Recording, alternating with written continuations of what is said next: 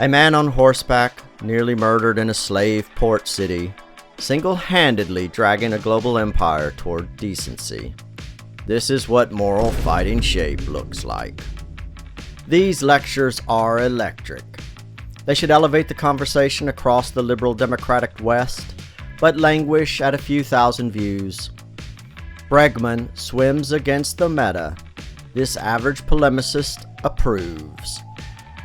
In Lecture 2, Bregman says the dangerous thing out loud. We need a new elite class, not avatars of the Dark Triad. Bregman turns to the few who stood up to the unserious and the debauched and forced the world to move. His central case study is the Abolitionist Movement in the UK, unprecedented in coordination and moral clarity, and frankly, the only true proud moment of the British Empire. Across the continent, no comparable abolitionist movement existed. A contemporary described Europe as a cold, dead place on the question of slavery. Bregman punctures an establishment myth. William Wilberforce mattered, but he was not the engine. That distinction belongs to Thomas Clarkson. Clarkson traveled thousands of miles across Britain on horseback, building committees, collecting evidence, and confronting vested interests. In Liverpool, a slave port city, he was almost murdered. In the 18th century, Clarkson made the Brooks slave ship diagram viral. Wilberforce fought inside Parliament. Clarkson did the work outside it. This is the blueprint. Pressure from below, leverage at the top. And this matters because virtue was not fashionable in Clarkson's Britain. Parliament was soaked in gin. George III had lost colonial wars in the New World.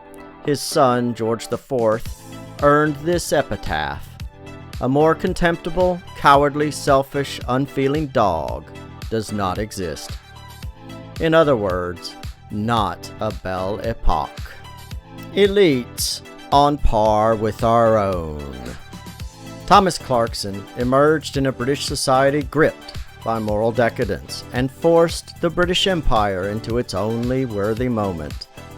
The Blockade of Africa, shutting down the transatlantic slave trade. Bregman delivers a stark warning, but the danger may still be understated. Moral collapse is not passive. Villains can rush into the breach. History is unforgiving.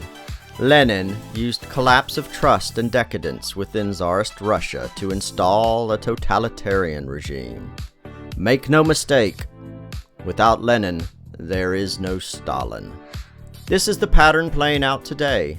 As the West's moral foundations crack, look who is rushing into the breach. And this is not abstract, not historical. Right now, in real time, we are watching this pattern play out. From Venezuela to Iran, as power launders responsibility through selective memory and managed narratives. This is why Clarkson matters. He did the work to make the world better. Bregman, the son of a preacher, is an atheist. Moral fighting shape in the 21st century is not dogmatism towards Bronze Age monotheism. Critics accused Clarkson and Wilberforce of selfishness, of wanting to save their own souls rather than end the suffering of the enslaved. This is the definition of unseriousness and debauched thinking. This brings us to the present week.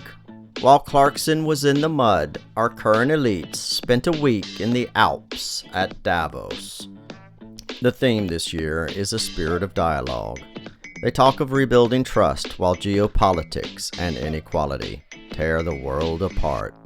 Gore Vidal would recognize the United States of Amnesia in that room because Amnesia has gone global. Champagne becomes the holy water to absolve sins for another year. We are on a relentless march to destruction simply because we lack the imagination to envision a world without billionaires. Mark Carney was the smoothest drunk on the Magic Mountain. He let slip a truth on the big stage, usually only spoken in the private rooms of Davos. The rules-based order was always a lie.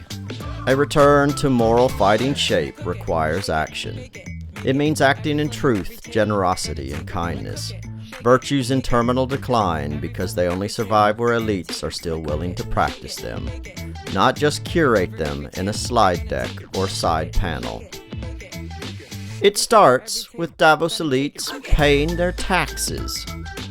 It means truly addressing the key challenges of the 21st century: inequality and global heating. The choice isn't between left and right. It's between those who do the work and those who simply soak in champagne. The Reith Lectures are meant to raise the quality of the national dialogue. Rutger Bregman should ignite an electric storm. We need the lightning. Struggle with peace. Team Average.